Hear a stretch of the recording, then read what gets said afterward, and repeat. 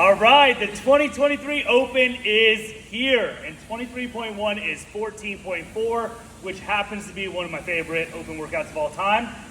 Here's the concepts. Now, no matter who you are, you cannot win on the row. You can only lose on the row. So no sprinting. I totally think that shooting for the roughly 3-minute mark is roughly correct for most of us. Obviously, we have varying levels of fitness, but I think in the ballpark of like 12:50-ish for most people on men's side is good on the row, and in the ballpark of like 9:50-ish for women on the row is probably in the ballpark of correct. If you're rowing a lot harder than that, you better know that you're doing that on purpose, and you better be real fit.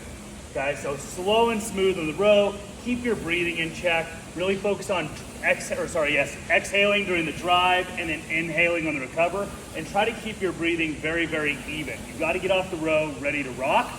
Toes to bar. If you guys watched the open announcement, you probably saw that Lazar came out and did a set of 25, and then after the workout, he even said, like, I wish I would have gone a little smaller in the toes to bar.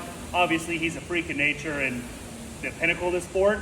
So if 25 is too much for him, for the rest of us, we got to be doing some small sets. I know when I did this in 2014, I actually got a pretty reasonable score, and I did all 5s. So I did this multiple times, and the first time I did big sets, I think it came out with like 15 or something, and then I actually got a better score doing it with 5s. So 5s is the correct option here for most of us, unless that's big. So 5s, no matter what you do on the toes to bar, you just cannot make them hard. So even if that ends up being quick singles, just avoid failure at all costs, because that's going to have a huge toll later when we get to the muscle ups, okay? So now in the wall ball, I totally vote you go 10s or 5s. You don't have to take long breaks. You can do your 10 wall balls, drop the ball, take literally one breath, pick it up and go again. But keep your breathing even here as well.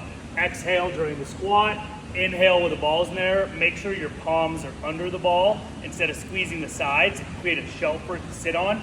You can turn these wall balls into a little bit of rest here if you do that correctly. So create the shelf, follow the breathing pattern, small quick sets.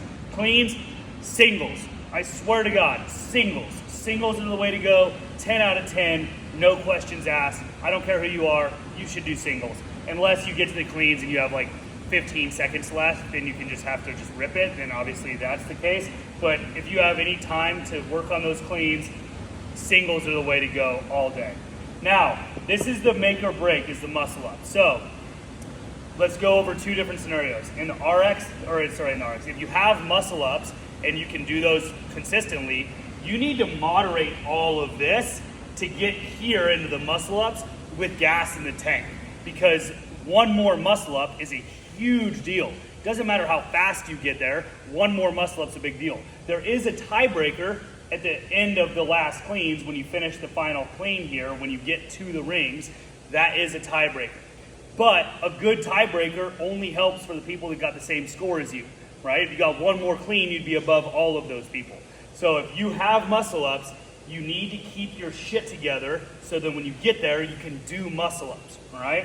Now, if you do not have muscle ups, if you know that, hey, there's basically no chance of me getting a muscle up, or it's a straight up Hail Mary, then you need to absolutely hammer all of this and then see what happens when you get to the muscle up. But there's going to be a lot of people that are in that ballpark that can do everything else fine but don't have a muscle up. So every second is a big deal for those of you guys that do not have muscle ups yet. So if you know you don't have muscle ups yet, you got to go to the final thing. Don't be a bitch the entire time, okay?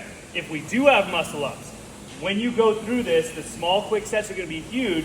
When you get to the muscle ups, coming out of the gate, it's easy to bite off too big of a set.